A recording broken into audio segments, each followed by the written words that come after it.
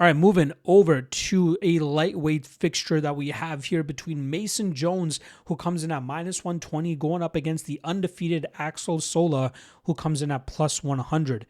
Now, Mason Jones made a triumphant return to the UFC scene with a very fun fight against Jeremy Stephens. Now, that was a fight where he chose to oblige with Jeremy Stephens and provide a banger of a matchup for 2 rounds in front of the Iowa crowd. But then Jones is like, you know what? Let me ensure that I secured this win and get to my grappling in the 3rd round. And that round, he grinded Stephens out and clearly won that fight 30-27 on the scorecards. Then he went up against Balaji Oki, a fight that provided a lot of scary moments for him. He got hurt very badly in the opening minute of that fight, repeatedly dropped, but somehow managed to survive, get to the 2nd round, and then he eventually found his groove with top position, landing big shots, and eventually getting Balaji Oki out of there by TKO.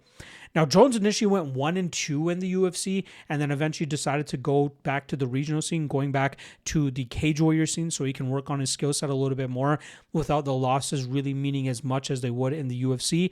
And he was able to win 4 straight fights. He finished 3 of those opponents. His last win over the previously undefeated Michael Pagani, who's obviously a very high-level Cage Warriors fighter. And Jones ended up getting the call back to the UFC, and he is in fine form.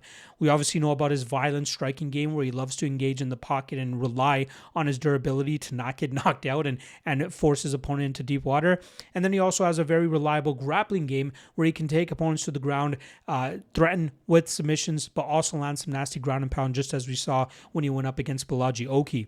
What gives me some issues at times with Jones is his lack of athleticism, and lack of speed at times, which can make him be hit, just as we saw in the Balaji Oki fight, and then cause him issues against guys that are athletically more gifted or can keep him away from his grappling game. Now, he's going up against Axel Sola, coming in with an 11-0-1 record. He got a bit of a short notice call to the UFC to make his debut back in September on the UFC Paris card, fighting in front of his home country, and he was able to chip away at Rhys McKee and eventually find a nasty 3rd round finish. I will say this, though. I think McKee was not given as much rope as he should have been by Herb Dean that night. We saw Sola drop McKee with the body shot, and then Sola just did his job by landing some ground and pound. But it seemed to me that McKee looked okay, and he was trying to grab the grips or at least get some wrist control on Sola. And while he was doing so is when Herb Dean stepped in. So I kind of wish that Herb gave McKee a little bit more rope there. But regardless, Sola went out there and did exactly what he needed to do. Sola is a former Aries FC champion for the lightweight division. Won the title, defended it a few times as well, faced some pretty good competition the entire way to really deserve this opportunity in the UFC, and you obviously saw him make good on it against Rhys McKee. Now, I'll say that Rhys McKee fight, his body language did not look the greatest, especially in the 2nd and 3rd rounds, but he still got the job done. He still did what he needed to do, and he still got all the judges to score those first 2 rounds in his favor.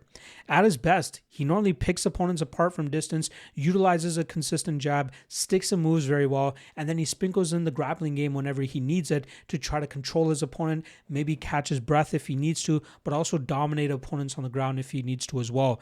But he's very well-rounded. He has a great physique for 155 pounds, standing at 6'2" with a 74-inch reach, and he maximizes all that with his striking approach, kind of keeping opponents at bay and picking them apart.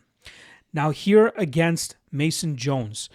I studied this fight earlier today, and the line was -130 for Jones. Now he's down to -120, so it looks like there is some solo love coming in. And as I was breaking down this fight, I was kind of struggling to really pick a side here with confidence. But the more I thought about it, the more I feel like this is a fight where Sola can expose some of those flaws in Jones's game regarding the lack of athleticism, lack of speed at times. I think Sola can do a good enough job in terms of keeping this fight upright, because I think once Jones realized that he's probably going to get outstruck, once his nose starts bleeding, once the cuts on his face start opening up, obviously the optics won't look that great for him. And the way for him to change the tide there is to look to get this fight to the ground. But I think Sola is strong enough, and I think he has a good enough grappling game to kind of keep Jones away from actually having success getting this fight to the ground.